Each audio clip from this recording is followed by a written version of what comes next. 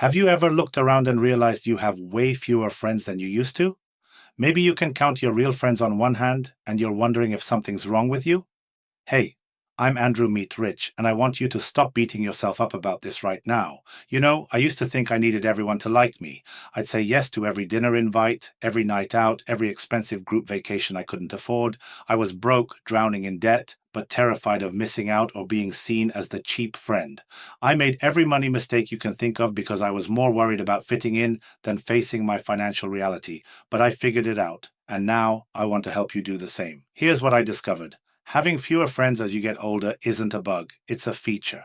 It's actually a sign that you're getting smarter about money, relationships, and life.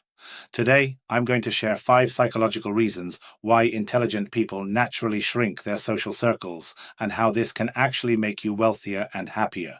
This isn't just about friendship, it's about understanding the hidden costs of people pleasing and how your social choices are secretly sabotaging your financial goals.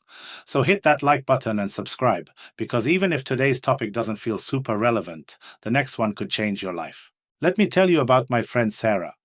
2 years ago, she was part of this group of 6 girlfriends who did everything together.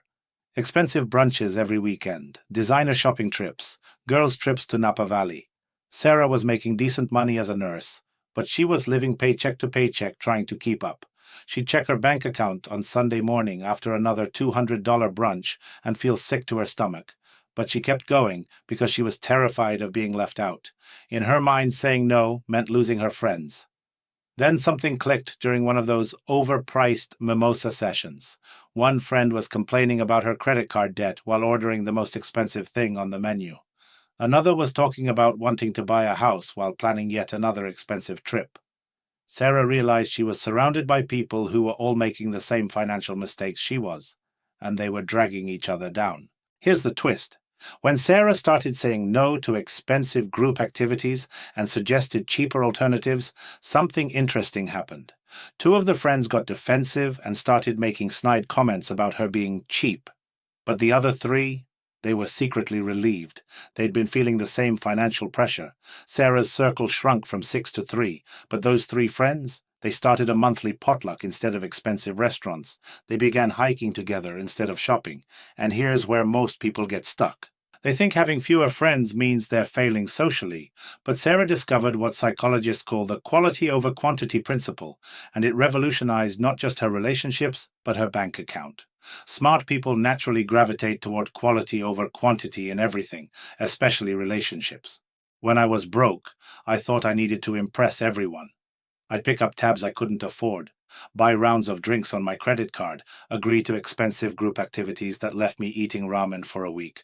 But here's what I learned the hard way. Expensive friendships are usually shallow friendships. When your social life is built around spending money, you're not actually connecting with people. You're performing for them. Think about it this way. If you have 20 acquaintances who expect you to spend money every time you see them, that's a massive drain on your resources and mental energy. But if you have 5 real friends who are genuinely happy to hang out whether you're spending money or not, that's freedom.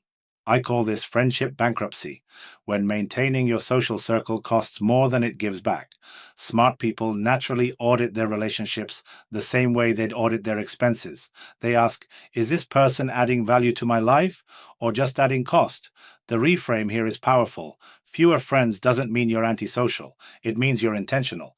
And intentional people build wealth faster because they're not bleeding money trying to impress people who don't really matter. Action step. List your friends and honestly assess which relationships cost you money versus which ones add genuine value. But there's a deeper psychology at work here, and it connects directly to your financial success. Smart people change their priorities as they mature, and this naturally filters their social circle. When I finally got serious about my money, my priorities shifted completely. I started valuing financial security over social approval. I chose investing over impressing. And suddenly, some friendships just faded away.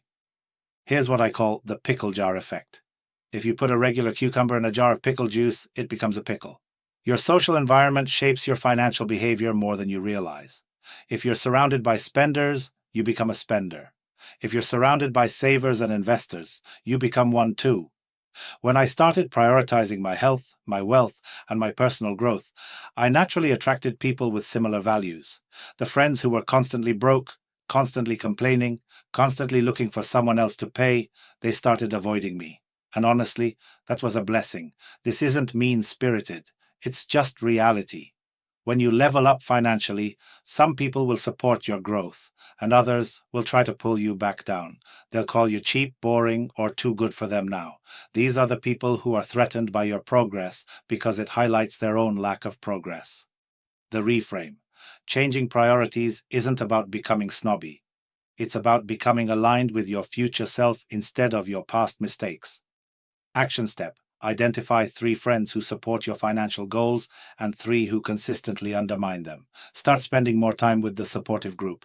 Here's where it gets really interesting, and this might sting a little. Smart people develop what I call financial X-ray vision. They can see through people's money lies and manipulations, and once you develop this skill, you can't unsee it. I remember the exact moment this happened to me. I was at dinner with a group, and one guy kept bragging about his expensive watch while forgetting his wallet when the check came. I suddenly saw the pattern. This person was a financial parasite. He looked successful on the surface, but he was constantly mooching off others. When you understand money psychology, you start noticing things. The friend who always suggests the most expensive restaurant but mysteriously needs you to spot them every time. The colleague who drives a luxury car but is always borrowing money for lunch. The family member who shames you for being cheap while living in debt. Smart people become intolerant of financial manipulation and fake displays of wealth. They'd rather have honest conversations about money struggles than pretend everything is perfect while drowning in debt. This makes some people uncomfortable. When you stop playing along with money games, when you call out wasteful spending, when you refuse to enable someone's financial irresponsibility, they often get defensive and distance themselves. The reframe: being able to spot financial red flags in people isn't cynical, it's protective. Your ability to see through money manipulation is what will keep you from being dragged back into debt. Action step: practice saying "I can't afford that" without shame or elaborate excuses. Notice who respects this boundary and who pushes against it. But here's the most important reason smart people have fewer friends, and it's going to sound counterintuitive. They've learned to enjoy their own company. They don't need constant social stimulation to feel valuable or worthy. And this, my friends, is the ultimate wealth-building superpower. When I was broke, I was constantly running from silence, constantly filling my time with expensive social activities because I was afraid to be alone with my thoughts. Why? Because being alone meant facing hard questions. Am I living the life I actually want? Am I spending money on things that truly matter? Am I surrounding myself with people who genuinely care about me? Smart people embrace these uncomfortable questions. They use solitude for reflection, planning, and personal growth. They read books instead of scrolling social media. They think about their goals instead of gossiping about other people's lives. They analyze their spending instead of avoiding their bank statements. This isn't antisocial behavior, it's self-aware behavior. When you're comfortable being alone, you stop making expensive social decisions out of loneliness or fear. You stop saying yes to things that drain your wallet just to fill your calendar. Remember, the goal isn't to become a hermit. It's to build relationships that support your growth, not sabotage it. Quality friendships will celebrate your financial wins, not guilt you for making smart money choices.